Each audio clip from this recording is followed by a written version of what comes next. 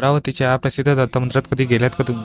नमस्कार मित्रांनो, मी आदर्श आपलं स्वागत करतो परत एकदा एक नवीन ब्लॉगमध्ये. पटापट चक्कीतले कामं निपटवून गाडी काढली आणि निघालो सर्व्हिसला गेला. सर्व्हिसला घेतला आणि निघालो मंदिराकडे. मंदिरात जायच्या आधी पेढा तर घ्यावाच लागेल म्हटलं. पटकन जय भारत म्हणून पेढा घेतला आणि निघालो सरळ यवतमाळ रोडने. यवतमाळ रोडच्या सुरुवातीलाच मला उजव्या बाजूला दत्त मंदिराचा गेट दिसणार. आज चौथा गुरुवार आणि 2-3 दिवसांनी दत्त जयंती पण होती, म्हणून मंदिर तर एवढं सुंदर सजवलेलं होतं की काय सांग. पण नेहमीसारख्या लोकांनी चपला तर खालीच काढलं. तर आज मंदिरात बघते तर आरती सुरूच व्हायची होती, म्हणून तोपर्यंत आम्ही लगेच सरस्वती मातेचे आणि गणपतीचे दर्शन करून घेतलं. दर्शन घेतल्यावर लगेच 5-10 मिनिटात आरती सुरून गेली आणि आम्ही आरतीला पोहोचलो. आरती झाल्यावर सर्व लोक ध्यान साधनेसाठी खाली बसले आणि सर्वांसोबत मग आम्ही पण बसून घेतलं खाली. अर्धा तास ध्यान साधना केल्यानंतर सर्वांनी दर्शनासाठी काही केली, पण आम्हाला काय वेळच वेळ होता, म्हणून आम्ही सर्वात शेवटी दर्शन घेतले. पण तरीही गर्दी काही कमी झाली नव्हती. पटापट दत्तांचे दर्शन घेऊन आम्ही सीताराम महाराजांचे दर्शन घेतले. पटापट दर्शन घेऊन बाहेर आलो आणि नजर घुमवली तर बघितलं तर काय, हनुमानजीचे दर्शन तर बाकीच राहिले होते. हनुमानजीचं मंदिर बघितलं, दत्त मंदिराच्या आवारातच आहे आणि एक्झॅक्ट त्या मंदिराच्या समोर पण आहे. पटापट हनुमानजीचे दर्शन घेतले आणि मंदिराकडे बघितलं तर बरीच गर्दी जमलेली होती. गाडी काढताना हे बालुदान दिसलं, जिथे लहानपणी एकडा साफ निघाला होता, म्हणून आम्ही ते जाणत बंद केलं आणि आज पण ते बंदच आहे. नक्की भेटा पुढच्या ब्लॉगमध्ये. Please like, share and subscribe.